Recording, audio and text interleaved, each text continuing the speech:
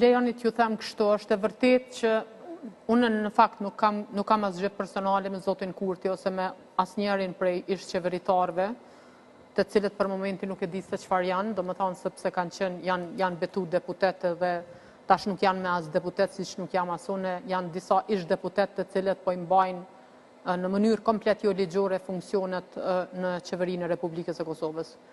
Unë kam kundërshtu propagandën e tyre, sepse nuk mundesh me ardhë në pushtet me premtimin që unë kam e liru çmimin e energjisë elektrike, me ardhë me 3 fishu çmimin e energjisë elektrike dhe mandej me thonë që opozita ose qeverit e kalume ose qeverisja 20 vjeqare dhe gjana tjera.